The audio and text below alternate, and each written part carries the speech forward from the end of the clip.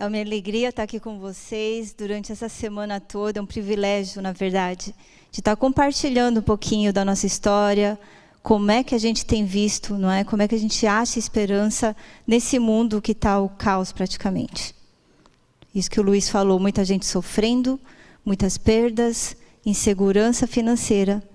E a gente vê que realmente o mundo está doente. E a gente vai falar um pouquinho sobre cura e como a gente pode ter esperança nesse momento tão difícil que todos nós estamos passando juntos.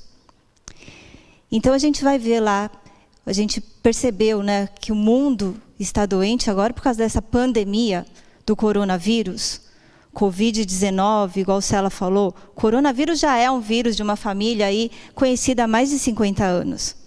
Mas esse SARS-CoV-2 é um vírus novo que veio, começou na China e começou a se espalhar para mais de 200 países ao mesmo tempo. E isso a gente chama de pandemia. E já foram quase 4 milhões de pessoas que morreram até hoje, em 1 ano e meio, mais ou menos, da doença. No Brasil, 370 mil, como a gente pode ver aí na tela. Mas existem outras pandemias também que acontecem. A gente só está focando no coronavírus. Mas olha só o que acontece. O que mais mata mesmo hoje no mundo são as doenças crônicas que a gente fala que são não transmissíveis. Não é um vírus que vai te picar e você vai ter pressão alta. Não é um vírus que vai te pegar, uma bactéria, e você vai ter diabetes tipo 2. As doenças que mais matam no mundo hoje, e realmente essas doenças são 41 milhões de mortes por ano, tem a ver com o nosso estilo de vida. Em primeiro lugar estão as doenças cardiovasculares, com 18 milhões de pessoas morrendo por ano. Só no Brasil, quase 1.200 pessoas por dia. Câncer, 9 milhões e meio por ano. Doenças respiratórias, 4 milhões. Diabetes, 1,5 milhão. Essas são também as pandemias que não está sendo divulgado muito, mas que a gente já está vendo aí desde a década de 80, que tem matado precocemente lá. Olha só, pessoas de 30 a 69 anos de idade, 15 milhões de mortes, não é prematuras que a gente fala por ano. Então a pandemia da obesidade, do sobrepeso, né, a pandemia do diabetes, e a gente percebe lá também. Olha só, quem quiser entrar lá no cardiômetro.com.br, para vocês verem isso daí, eu peguei na quinta-feira, às 10h35 da noite. Eles vão atualizando, igual o impostômetro que nós temos aqui em São Paulo, vai sendo atualizado, então, quase 1.100, 1.200 mortes por dia. Se você quiser entrar, cardiômetro.com.br. A gente focou só numa pandemia, mas nós temos várias ao mesmo tempo. Então, realmente, o mundo está doente, não é? Ninguém tem dúvida disso. E não é só das doenças, eu estou falando de um mundo doente na parte social, a desigualdade social aumentando cada vez mais, né, os relacionamentos se desfazendo, as pessoas dentro de casa, os relacionamentos tendo muitos desafios aí dentro de casa, as crianças também, né, tendo muito problema com os adolescentes e crianças com relação à saúde mental, muito suicídio entre jovens, adolescentes e crianças. Isso está sendo a 4ª onda que o pessoal fala, não é? A problema de saúde mental que nós vamos abordar essa semana também. Então, muita coisa acontecendo ao mesmo tempo. Como é que a gente vai ficar tranquilo nesse mundo que nós estamos, né? Num susto que nós tivemos, mas que ao mesmo tempo a gente percebe que está tendo várias coisas acontecendo no meio ambiente, né? As desigualdades sociais, insegurança financeira, na parte econômica. E é isso que o Luiz falou. Como é que a gente vai ficar tranquilo?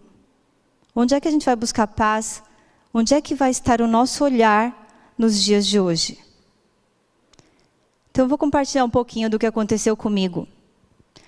Eu vim de uma família, meus avós vieram do Japão, né, alguns anos atrás, quase 90 anos atrás, 1930, e eu fui criada numa educação extremamente japonesa. Tradicional, shintoísta por tradição. Não que a minha família é budista ou shintoísta. Muita gente acha que japoneses são budistas, mas, na verdade, 90% da população japonesa é ateísta. E nessa família, meu pai, né, meus avós lutaram muito para conseguir as coisas aqui num país que não falava a língua. Imagina, eles não sabiam nada da cultura. Minha avó achava que índio era um bicho. O pessoal falava, cuidado com o índio. Ela não sabia o que era índio, né? Foi parar lá no Belém do Pará para plantar a pimenta do reino, alho. Difícil a vida. E aí, com muito sacrifício, então, esses avós criaram os filhos. Meu pai conseguiu fazer medicina, se tornou um pediatra. E, desde criança, ele me incentivava, porque eu sou filha mais velha. E aí, ele me incentivava que eu fizesse medicina. Desde criança, então, não sei se você é mais jovem ou mais velho, mas, na minha época, não tinha Lego, era Playmobil. E o meu primeiro Playmobil foi de hospital. Eu tinha lá as camas, os leitos, as macas, o mediquinho, a enfermeira. Era assim. Foi meu primeiro Playmobil. E meu pai sempre dava estetoscópio, né? Já desde pequenininha, e as pessoas perguntavam, Dani, o que você vai ser quando crescer? E eu sempre tinha na ponta da língua, eu vou ser médica. O que você vai ser quando crescer? Eu vou ser médica, eu não tinha dúvida. Chegou perto dos 16 anos de idade, eu não cresci muito, né? Acho que vocês estão vendo, meu 1,5 m aqui. Mas chegou nos 16 anos, eu comecei a ficar em dúvida, será que eu queria ser médica ou será que meu pai queria que eu fosse médica? E eu comecei a questionar, eu falei para o meu pai, eu acho que eu não sei se eu quero ser médica, perto do vestibular, imagina o desespero do pai. E aí quando ele me perguntou, tá bom, Dani, mas o que você quer ser então? Eu falei, não sei, com 16 anos nem sabia o que eu queria ser. Eu falei, acho que eu quero fazer publicidade. E ele falou, tudo bem, você pode fazer o que você quiser, mas aí você vai se virar a partir de hoje.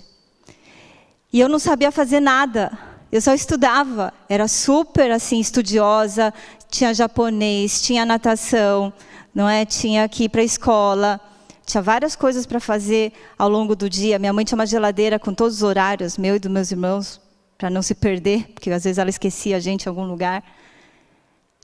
E era assim. Eu falei, só sei estudar, não sei fazer nada. Eu dava aula de piano lá com 15 anos de idade, mas não me sustentava.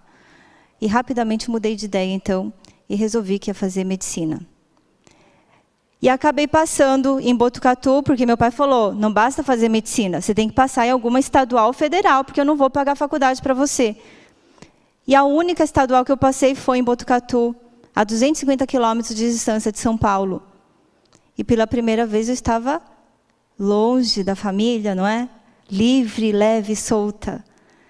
E eu não estava muito gostando de ver aqueles cadáveres, ficar estudando anatomia, achava aquelas coisas, ficar estudando grego, ficar estudando lá as anastomoses da vida. E eu fiquei muito, assim, ficava injuriada. Todo final de semana eu voltava para São Paulo. Eu falava para o meu pai, não estou gostando. Não estou gostando. Ele, aguenta mais um pouquinho, o segundo ano vai melhorar. Aí chegou o segundo ano, você começa a estudar fisiologia, tal, patologia. Eu falei para o meu pai, não estou gostando. Ele, não, aguenta mais um pouquinho, o terceiro ano vai melhorar. Chegou no terceiro ano, falei, não estou gostando. Não, aguenta mais um pouquinho, o quarto ano vai melhorar. Aí já tinha ido mais da metade. E para eu aguentar aqueles estudos todos, minha cabeça, minha insegurança, eu acabei, então, participando de comissão de festa da faculdade, tive uma banda de rock só de mulheres. E estava fazendo festa de segunda a segunda. Só que no quinto ano as coisas começam a ficar um pouco mais sérias. E no quinto ano, então, um dia eu estava voltando de um plantão, porque quinto e sexto ano na faculdade de medicina, a gente entra no internato. Internato, você fica internado mesmo. Você fica no hospital 12 horas, né? Às vezes volta para casa, às vezes não, e já tem que ir para a aula direto. Então, às vezes você fica 36 horas na faculdade.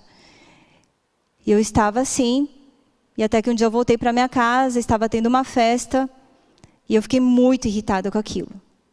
Muito irritada, porque eu estava sem dormir, e eu não posso ficar sem dormir. Outro dia eu fiz o meu teste genético, eu vi que realmente eu não posso ficar sem dormir. E quando eu fui, então, cheguei em casa, falei para minhas amigas, vamos embora todo mundo daqui. Eu preciso descansar. E minhas amigas falaram, não, Dani, na verdade, hoje não está tendo uma festa. Hoje nós estamos comemorando a absolvição do neguinho. Falei, quem? Aí veio um rapaz, assim, do meu tamanho, pequenininho, com furinho nos dentes, era viciado em crack. E esse rapaz ficou durante 2 anos preso na cadeia, porque talvez ele tenha sido um bode expiatório de uma história que aconteceu na faculdade, com estudantes que estavam usando drogas, e ele ficou 2 anos na cadeia, era analfabeto e aprendeu a ler a Bíblia na cadeia. E esse rapaz, então, veio para mim no final da festa e falou, olha, eu quero agradecer a vocês de terem me dado a oportunidade, né, de fazer esse jantar para mim. E eu gostaria de compartilhar com vocês todas as quartas-feiras uma leitura da Bíblia. Eu aprendi a ler a Bíblia na cadeia, uma coisa tão linda. Eu nunca tinha lido a Bíblia. Como é que eu ia falar não para aquele rapaz que ficou 2 anos preso e aprendeu a ler a Bíblia de maneira miraculosa dentro da cadeia? Falei, sim. Aí ele começou a vir, eu comecei a me interessar pela Bíblia, comprei Bíblias para mim e para minhas amigas, porque ninguém tinha Bíblia em casa. E eu falava assim, acho que eu quero ler o Apocalipse, a gente não está no fim dos tempos? Eu quero estudar Apocalipse. Aí eu ia no Apocalipse, revelação de Jesus Cristo. Nós estamos num país cristão, mas eu não tinha noção quem que era Jesus Cristo. O que era o pecado? E aí eu começava a folhear aquela Bíblia, as viagens de Paulo, aqueles mapas todos. Falei, quem que é Paulo? Não sei nada, estou num país cristão e eu não sei nada. Eu sei que a gente está no ano 2000 depois de Cristo e eu não sei nada da Bíblia. E comecei a me interessar, e aí uma amiga minha, ela namorava uma pessoa que era da igreja, e ela começou, então esse rapaz tinha uma mãe que começou a encaminhar estudos da Bíblia, assim, eu comecei a estudar sozinha, mas eu não entendia nada. Eu respondia aquelas perguntas e respostas, tal, tentava procurar, eu tinha noção do que era capítulos, versículos, e aí comecei a estudar assim. E aconteceu que depois de 1 ano e meio, todo aquele pessoal que morava na minha casa nessa república foi para São Paulo, veio para São Paulo, voltamos para São Paulo, cada um foi fazer especialização, e eu não sabia o que eu queria fazer, porque eu não tinha certeza, eu me formei, mas eu não tinha certeza que eu queria ser médica. Ficou uma dúvida no meu coração, eu não conseguia me ver dentro de um hospital, eu não conseguia me ver dentro do meio acadêmico fazendo pesquisa. Eu falei, gente, acho que isso não tem nada a ver comigo. E eu comecei a ficar muito angustiada. Até que um amigo meu melhor amigo da faculdade, ele me ligou e falou, Dani, tem um negócio para você fazer aqui em São Paulo. Eles estão procurando 20 médicos e você tem o perfil. Eles vão implantar o que a gente chama de programa de saúde da família aqui no município. E eu tenho certeza que você vai se dar bem. Você vai ter que subir morro, descer morro, você é meio ativa assim e tal. Não consegue ficar parada no mesmo lugar. E eu topei o desafio. Vim fazer então, na época, a especialização aqui na USP, em São Paulo. E comecei a ficar muito estressada, porque eu estava vivendo uma realidade que não fazia parte do meu dia a dia. Eu tinha uma vida muito de filhinha de papai. Não sabia nada. Eu pegava o carro a meia hora da minha casa, eu entrei com realidades assim que eu nem imaginava que existisse, que eu não vi na faculdade, que eu não tive na minha vivência pessoal. Uma realidade dura. Mas eu aprendi muito. E aí eu acabei, então, fazendo saúde da família, mas eu fiquei tão estressada aqui em São Paulo, eu estava dormindo 4 horas por noite, fumando muito. Eu não tinha horário para jantar, eu chegava em casa às 11 horas da noite, 11h30.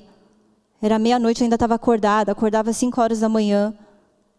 Dor de estômago, problema hormonal, muita acne. Doente. E eu falei, não, eu preciso ir embora de São Paulo. Acho que essa cidade está me fazendo mal. Eu estou muito estressada. Tinha sido assaltada 2 vezes. Eu falei, eu vou embora para Florianópolis, que meu pai às vezes levava a gente para lá, para passar os verões quando nós éramos adolescentes. Eu gostava da ideia de morar numa ilha, praia. E eu fui para lá, já com convite da prefeitura para trabalhar com o programa de saúde da família, porque tinham poucos médicos que faziam isso, a implantação do programa. Mas chegou lá, eu conheci, então, uma pessoa que me apresentou um japonês, em Florianópolis, né? Japonês, não tem Florianópolis em japonês? Não tem japonês em Florianópolis, quer dizer. É uma ilha que só tem italianos e surfistas. E nós acabamos, então, fazendo um negócio, uma negociação, abrimos um restaurante japonês. E essa sociedade acabou se tornando num relacionamento bem conturbado. E quando eu fui ver, para promover um restaurante japonês, você está acabando de chegar numa cidade que ninguém te conhece, você tem que fazer eventos, festas, não é? E estava eu lá de novo, numa ilha. Depois de um ano eu fui ver, eu estava fazendo festas, longe da família, longe da profissão, e aquela busca que eu estava tendo com Deus já aqui em São Paulo, estudando a Bíblia, foi embora. Aquela busca espiritual que eu estava tendo. Depois de um ano, aquilo começou a me dar uma angústia. Eu estava longe de Deus, longe da família, longe da minha profissão e muito longe de Deus. E aquela angústia começou a tomar conta do meu peito. Eu achei que eu estava com depressão, troquei colchão, fiz várias coisas. Mas eu não estava me sentindo bem, espiritualmente falando, fisicamente cansada, mentalmente cansada, com aquelas acnes no rosto, gastrite, fumando cada vez mais. Eu falei, nossa, eu vim aqui para buscar qualidade de vida e o estresse veio comigo. O problema não está na cidade, o problema está comigo. E aí, então, lá em Florianópolis, eu comecei de novo a buscar pessoas para começar a estudar a Bíblia. Foi toda uma situação. Comecei de novo a buscar a palavra de Deus. E um dia eu abri um jejum e oração. Falei, Senhor, o que eu estou fazendo aqui agora? Como é que eu vou me livrar dessa situação que eu mesma criei? Estava uma bagunça a minha vida. E aí eu fiz uma oração e eu pensei, não, se Jesus jejuava para falar com Deus, e várias religiões fazem jejum, para ter um discernimento espiritual, eu falei, eu vou abrir jejum. Eu não entendia na época o que era o jejum, mas eu falei, eu vou abrir um jejum. E fiquei sem comer durante quase 2 dias. Tomando água, lendo a palavra de Deus. Até que um dia, eu estava no meu restaurante, o restaurante era numa marina, e todo de vidro. Parecia um aquário. E aí bateu na porta, assim, uma pessoa que eu não conhecia. E falou, você é Daniela? Eu falei, sou. Levei um susto, assim, falei, como é que ele sabe o meu nome? Eu falei, sou. Falei, eu vim aqui trazer uns livros para você estudar. E ele trouxe 5 livros. Esse daqui, ó. A Ciência do Bom Viver. Ele trouxe um livro chamado Medicina e Salvação. Conselhos sobre regime alimentar, conselhos sobre saúde e nutrição orientada. E quando eu vi um livro, eu nunca vi um livro chamado Medicina e Salvação. Como assim Medicina e Salvação? Que livro que é esse? A Ciência do Bom Viver. Eu falei, como é que ele sabe que eu sou médica? E estava com os clipes separados, os capítulos grifados, o que eu tinha que estudar. Quando ele deixou na minha mesa, eu falei, gente, isso é resposta de oração. Eu pedi para Deus que Ele tinha que falar comigo o que Ele queria de mim.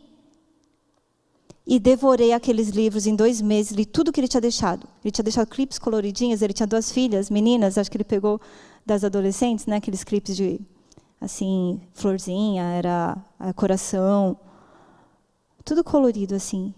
Falei, que incrível! O pessoal falava que anjo era uma coisa grande assim.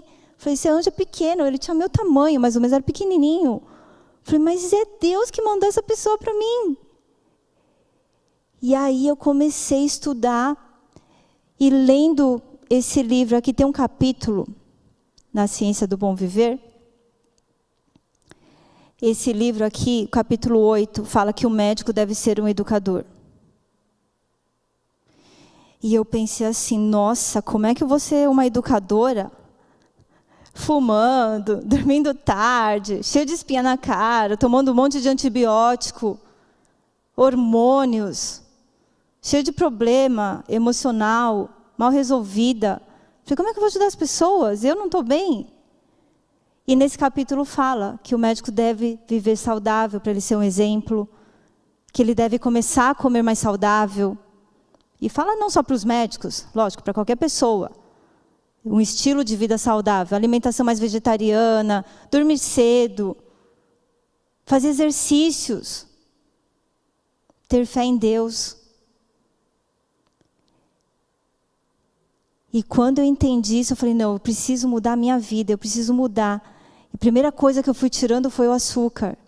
Depois fui tirando o leite e descobri que eu era intolerante à lactose. Na época eu não sabia. E é por isso que eu tinha tanta acne. Não era um problema hormonal. E aí as espinhas foram melhorando. Tirei o café, porque quando você fuma, você perde o paladar. Então você tem que comer coisas muito fortes. Eu tinha que tomar Coca-Cola com gelo e limão. Não bastava só a Coca. Se eu fosse comer um doce, eu tinha que comer o mais doce possível. Eu gostava muito de doce.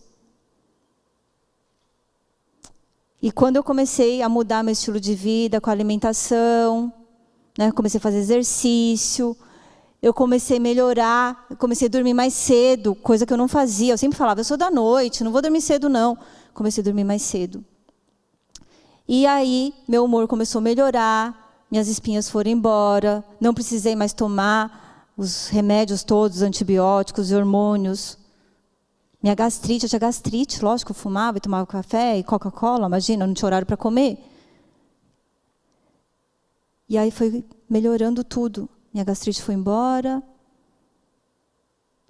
o meu ciclo menstrual começou a regular, meu sono estava bom, minha pele ficou ótima. E eu falei, gente, que coisa maravilhosa. E eu fui entendendo também, lendo esses livros, que o nosso corpo é uma coisa sagrada, que é o templo do Espírito Santo. O apóstolo Paulo fala isso em 1 Coríntios 3, 16 e 17, e 1 Coríntios 6, 19 e 20. Nosso corpo é o templo do Espírito Santo. Eu nem sabia direito o que era o Espírito Santo. Eu falei, mas se é um templo, é uma coisa sagrada.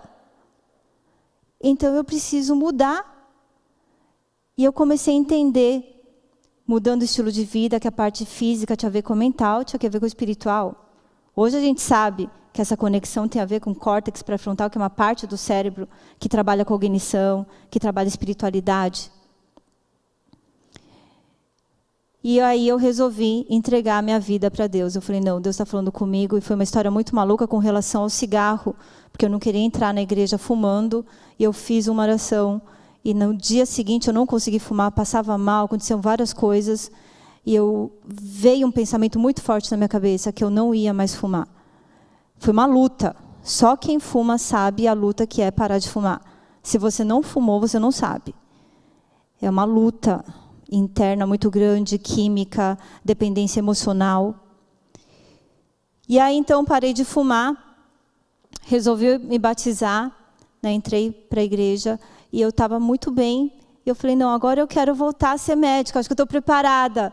Eu quero ser esse médico aqui que está falando aqui, que é um educador, que vai ajudar as pessoas, que vai viver saudável, para ele ser um exemplo, que vai ajudar as comunidades.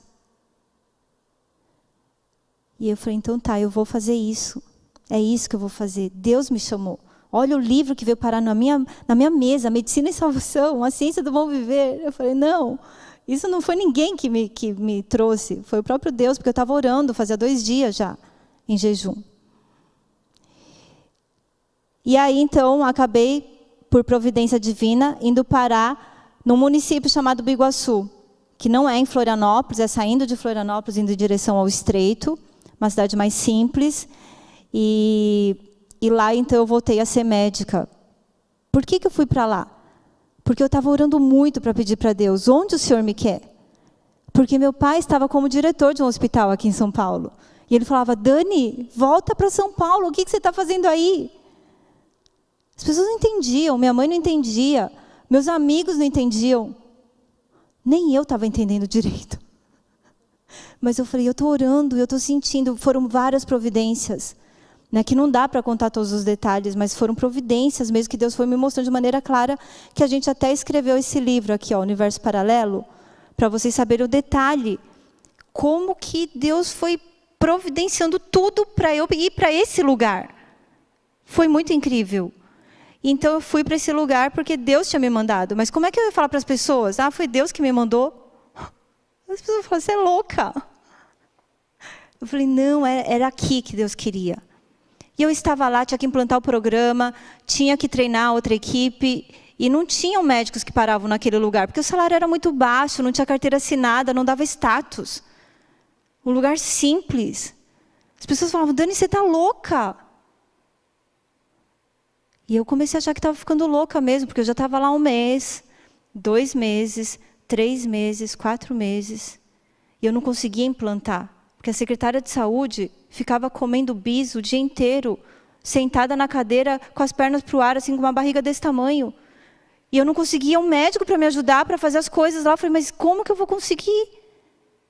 Senhor, o que eu estou fazendo aqui? E depois de 8 meses que eu estou nesse lugar, muito simples, olha só o lugar que eu estava, né, lá em Biguaçu. Quem que me apareceu? Esse médico. Esse médico, bonito, olhos verdes, dentes brancos, igual fala minha mãe. Ele veio, estava indo para Miami, ficou 4 anos fazendo lá as provas, porque ia fazer a universidade lá, a residência em oncologia. E estava lá provisoriamente só, porque ele precisava de um último ok da universidade. Estava 4 anos já se preparando para ir para lá. Se formou na Federal de Santa Catarina, né? Ele é catarinense, e ficava o tempo inteiro, Dani, você não precisa estar aqui, volta para São Paulo, ou você tem que ir para os Estados Unidos, ganhar dinheiro. O que você está fazendo aqui? Isso não funciona. E como é que eu ia explicar para uma pessoa que nem acreditava em Deus? Como é que eu ia explicar a minha trajetória para uma pessoa que eu nem conhecia direito? E esse médico, então, estava nesse sonho americano, né, morava num prédio em Miami Beach, lá, um lugar super gostoso, e só pensando no dinheirinho, nos dólares que ele ia ganhar depois de se formar, não é? O sonho americano. E estava lá, comendo os seus risoles e coxinhas e camarões, bebendo muita Coca-Cola, tomando muita cerveja, fazendo festa. E ele pagava para os funcionários do posto de saúde também. Olha lá, a técnica de enfermagem lá atrás, ó, a felicidade. E o pessoal fumava atrás do posto de saúde, e fazia churrasco. Falei, como que eu vou implantar alguma coisa aqui? E esse médico estava lá, com seus quase 20 quilos a mais, com a sua irmã, essa é sua irmã, Ana Paula. E estava com a pressão alta, colesterol alto, bebendo, fumando e com um sonho americano. E um dia ele entrou no meu consultório, eu estava com a Bíblia aberta. A Bíblia aberta e estudando a escola sabatina, que é uma escola que a gente faz diariamente, né, estudando a Bíblia. E ele olhou para mim e ele falou assim, mas o que você está fazendo? Você está estudando a Bíblia? Eu falei, sim, estou estudando a Bíblia. Ele, mas para que você está estudando a Bíblia? Aí eu contei toda a minha história, como é que aconteceu isso. E ele estava me chamando na época para ir para uma festa lá na Bahia, que chama Universo Paralelo, que é tipo uma Woodstock moderna. Você fica lá 7 dias, entre Natal e Réveillon, vem 10 mil jovens do mundo inteiro, uma festa das boas, né? Tudo à vontade. E aí ele sempre falava, vamos lá para o universo paralelo, vamos para o universo paralelo. Daí eu falei para ele assim, você quer conhecer o universo paralelo real, que é o mundo espiritual? Ele olhou para mim e falou, eu quero. Eu falei, então se você quiser, você vai ter que mudar seus hábitos. E depois de mudar os hábitos, então você tem que estudar a Bíblia. Ele, é? Eu falei, sim, você vai conhecer o mundo espiritual. E, por uma maneira muito interessante, ele aceitou. Aceitou estudar a Bíblia. E aí eu comecei, então, a compartilhar com ele os estudos bíblicos. Ele começou a mudar. O primeiro livro que eu dei, além da Bíblia, foi A Ciência do Bom Viver. Ele começou a enxergar as mesmas coisas que eu, só dei o livro, não falei nada. Ele falou, Dani, é muito sério isso, a gente tem que ser um educador, a gente tem que viver saudável, a gente tem que ser um exemplo. É óbvio isso, né? Mas a gente, na medicina, vocês sabem que médicos são os mais doidos, né? E, inclusive, isso é um documento aí, que no estado de São Paulo, as mulheres médicas morrem 10 anos mais jovens do que as mulheres normais, comuns. Olha que loucura, a gente cuidando dos outros e morre mais cedo. E aí eu falei para ele, então, ele começou a mudar, emagreceu 17 quilos em 4 meses, a pressão abaixou sem remédio, o colesterol dele abaixou. Ele falou, uau, se está funcionando com a gente, vai funcionar com as pessoas da comunidade. Eu falei, alguém viu isso? Sim, vai funcionar com a comunidade. Então vamos lá começar a fazer com eles o que a gente começou a fazer na nossa vida. Então a gente começou, olha lá, as pessoas pegavam cabo de vassoura, eu passava de casa em casa pegando cabo de vassoura para a gente fazer alongamento. A secretária de saúde achava que eu era louca, falou, o que essa médica está fazendo? Que doida!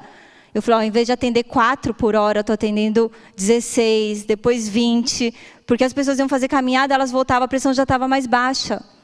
E aí começamos a dar aula de culinária saudável, ia nas escolas dando palestra, ia nos centros comunitários aí, na parte de idosos, ensinando fisiologia, como que o corpo funciona, como todo esse estilo de vida tem a ver, não é, com a parte física, mental, espiritual. E as pessoas que foram aderindo, no começo eram pouquinhas pessoas, porque eles achavam que a gente era louco. Elas foram aderindo a isso, porque várias começaram a se sentir melhor. Abaixou a pressão sem remédio, abaixou o colesterol, e as pessoas começaram a devolver os remédios. Começamos a dar o curso de como deixar de fumar. Esse senhor, por exemplo, ele fumava 80 cigarros por dia. 80 cigarros por dia. Vocês sabem o que é isso? Quem fuma um maço já é muito, que são 20. 80. E o bigode dele já está mais aparadinho, mas ele tinha um bigode grande e amarelo. E ele fez esse curso, ele decidiu que ia parar de fumar, uma luta, né, corajoso. E o que mais ele falou, doutora, o que mais me motiva agora de ter parado de fumar é porque eu posso abraçar minha netinha. Ele tinha uma netinha que tinha nojo do vô, por causa da nicotina, do cheiro de cigarro.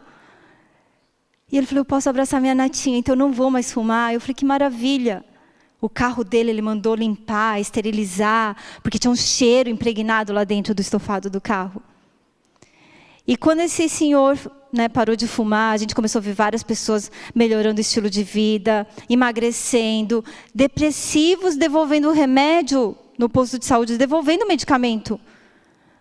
E aí a secretária veio nos chamar para a gente treinar todos os postos de saúde. Perguntou o que a gente estava fazendo. Eu falei, estou cozinhando, estou fazendo caminhada aqui, estamos dando palestras, tal. E a gente teve acesso. E depois que a gente viu tudo isso, a gente viu que tinha uma missão junto.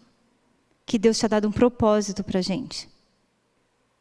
E nesse momento, então, o Dr. Luiz resolveu que ia entregar a vida para Deus.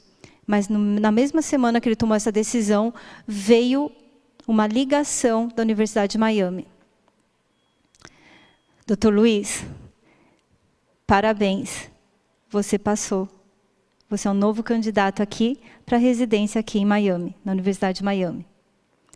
E o Luiz, por um milagre, ele sentiu que tinha um outro propósito na vida dele, que ele não queria mais tratar pacientes oncológicos, né, em estágio mais avançado. Ele falou, quero evitar que as pessoas tenham. E ele falou, eu não vou. Ele passou, mandou uma carta para a Universidade de Miami, recusando a vaga, passando para uma outra pessoa. E ele decidiu que, então, seria um médico missionário. E aí nós vimos que tinha um propósito juntos. Em 10 meses a gente estava casado. Os 2 malucos se juntaram. Meu irmão fala, ixi, a tampa achou a panela. 2 malucos juntos. E a gente casou e resolvemos em 2009, então, fazer um ano sabático. E nesse ano sabático, então, a gente teve a oportunidade de conhecer uma clínica que trabalhava com tratamentos mais naturais. É uma fazenda, na verdade. Era um dos únicos hospitais naturalistas lá dos Estados Unidos. E de lá a gente foi fazer um trabalho voluntário também na África, em Cabo Verde. E de lá de Cabo Verde a gente foi convidada por uma amiga nossa de Nova York para ajudar num trabalho no Japão também. E a gente viu várias coisas acontecendo. Minha mãe, por exemplo, ela foi como intérprete nesse programa no Japão, ficou com a gente 45 dias, num lugar que não tinha café, não tinha carne, tinha um ar puro, sabão de coco, não podia nem usar o shampoo normal, super naturalista. Ela fumava muito, tinha um problema no olho, tinha pressão alta, colesterol alto, osteoporose precoce. E ela voltou do Japão. Ela tomava muita coca, né? E ela voltou do Japão, não conseguia nem mais tomar Coca-Cola, diminuiu muito o consumo de carne até hoje. E a pressão abaixou, colesterol, a osteoporose que ela não tem mais, né? Voltou. Ela foi com uma necessaire cheia de remédios e voltou sem praticamente os medicamentos. Eu falei, olha que maravilha, a gente viu muitos milagres acontecendo. Quando a gente vê Jesus, quando estava aqui na terra, imagina, o templo vivo aqui na terra, era Deus na terra aqui conosco. E eu vou ler para vocês aqui a história de uma mulher que estava com hemorragia há 12 anos, no Marcos 5, versículo 25 ao 34. Então, essa mulher já estava procurando Jesus em vários momentos, e ela com hemorragia quando começa a sangrar muito, imagina 12 anos sangrando. Eu não sei se você já teve anemia. Toda semana eu atendo alguém com anemia, uma anemia leve. Eu não consigo imaginar uma pessoa com 12 anos, podia ser um mioma que ela tivesse, alguma coisa assim no útero. Estava sangrando há 12 anos, fraca, debilitada. E aqui fala, né, que grande multidão seguia Jesus. Ele estava indo para a casa de Jairo, né, e ela viu nessa oportunidade o momento de chegar lá perto, no meio daquela confusão toda. Ninguém estava de máscara naquela época. Podia chegar perto, mas perto dela não. Porque com essa doença, ela tinha que ficar, as pessoas que chegassem perto dela poderiam ser impuras.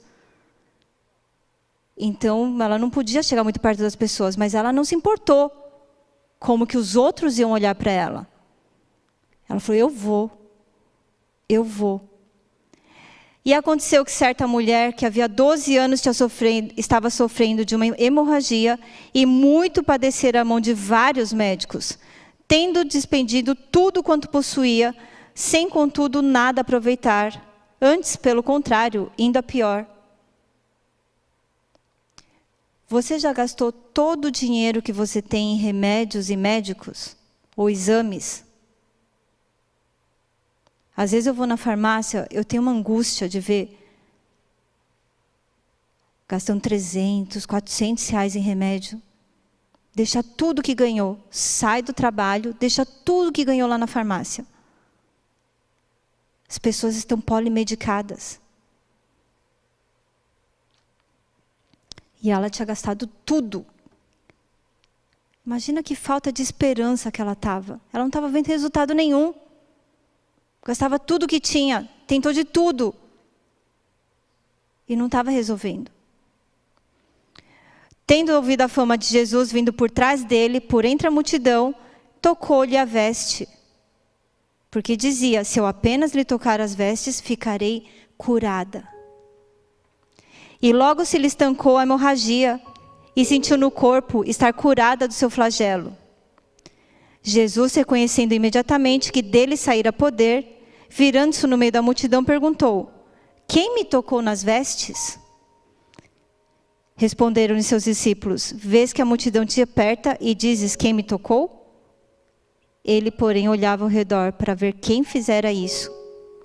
Então a mulher, atemorizada e tremendo, cônscia do que nela se operara, veio, prostrou-se diante dele e declarou-lhe toda a verdade. E ele lhe disse, filha, a tua fé te salvou. Vai-te em paz e fica livre do teu mal. Quando ela olha para Jesus e toca na veste, o olhar dela não estava para a multidão. Estava em Jesus. E ela fala, se eu tocar, eu vou ficar curada.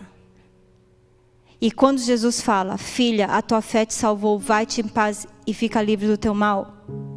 Quando ele fala, a tua fé te salvou, essa palavra salvou, é a mesma palavra sozo, que é da cura. No Novo Testamento, várias curas têm a ver com a salvação. Quando Jesus vai atrás de você, imagina que como os discípulos olharam aquela mulher, não olharam para ela. Jesus falou assim, quem me tocou? Ele viu que saiu um poder dele.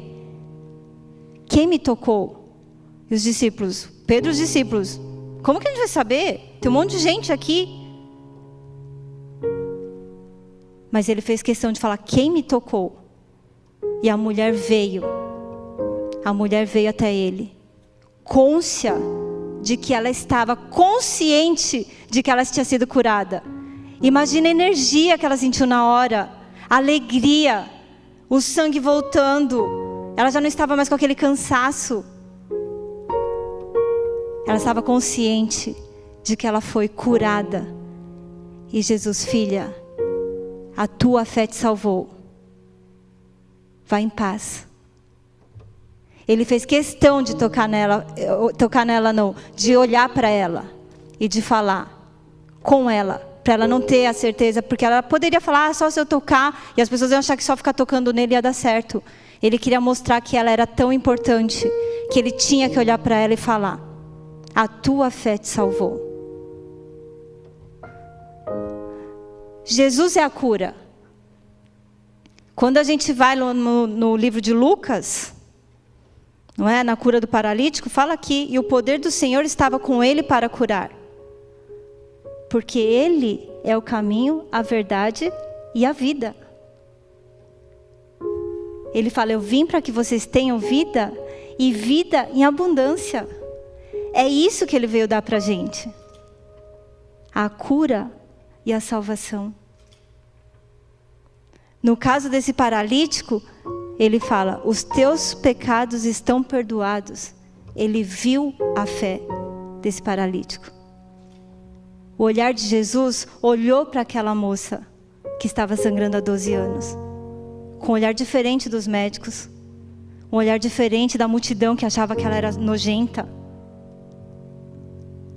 Jesus vê o seu coração, a sua fé e a sua necessidade pessoal. Às vezes você vai falar com o médico, vai falar com o psicólogo, eles não vão entender o que você tem. Só Jesus vai saber a dor lá do fundo da sua alma e da onde está vindo essa doença. Só Ele. Porque Ele é a vida. Ele já sofreu por todos nós.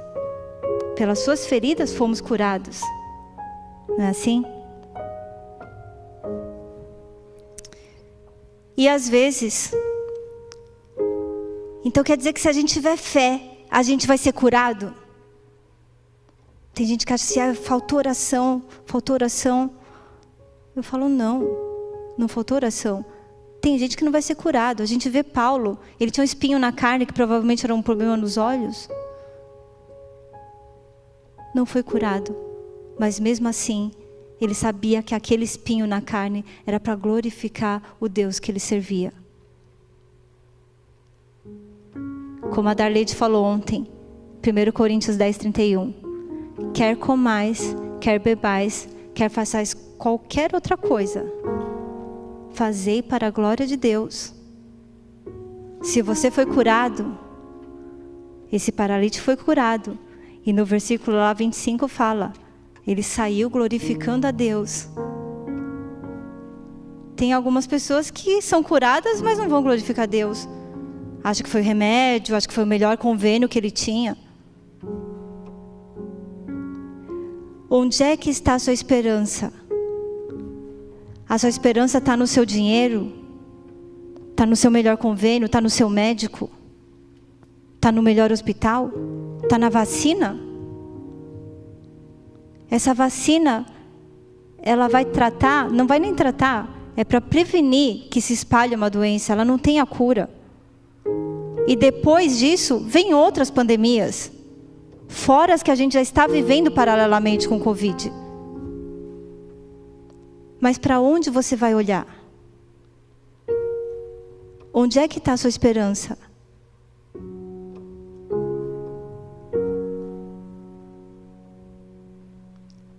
Esse mundo está culminando para um momento muito importante. A gente percebe na natureza. Aquilo que a gente falou no começo não é só o caos de um monte de gente doente, mentalmente falando, financeiramente falando, economicamente falando, que a gente vai abordar essa semana aqui. A diferença que vai fazer na tua vida é você realmente crer que essa é a palavra de Deus, que a Bíblia é a palavra de Deus, e que Ele deixou as suas promessas, e que Ele veio para te dar vida e vida em abundância.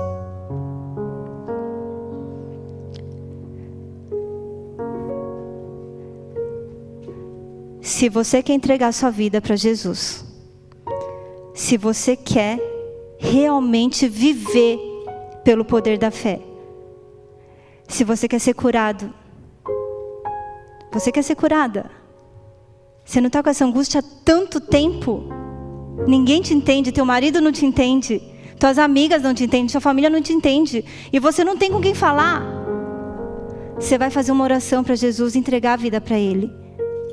Não importa o que os outros vão achar. Se você está igual aquela mulher, parece que é impura, que não pode chegar perto. Jesus conhece o seu coração, só Ele. Então, se você quer entregar realmente, confiar a sua vida nas mãos de Jesus, a gente vai fazer uma oração aqui. Se você puder se ajoelhar em casa, vamos se ajoelhar.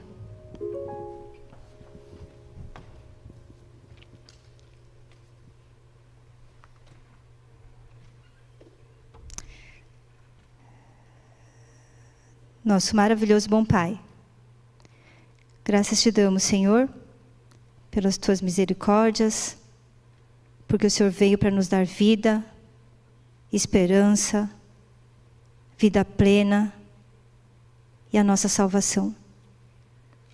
Nós queremos entregar as nossas vidas em tuas mãos, a nossa angústia, os nossos desejos, os nossos sonhos, para que a gente possa realmente compreender o tempo que estamos vivendo e que tudo que temos, tudo que somos, realmente pertence a Ti.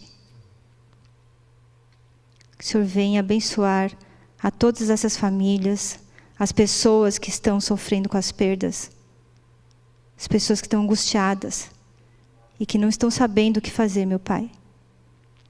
Toque nelas com a sua mão restauradora, curadora e salvadora. Amém.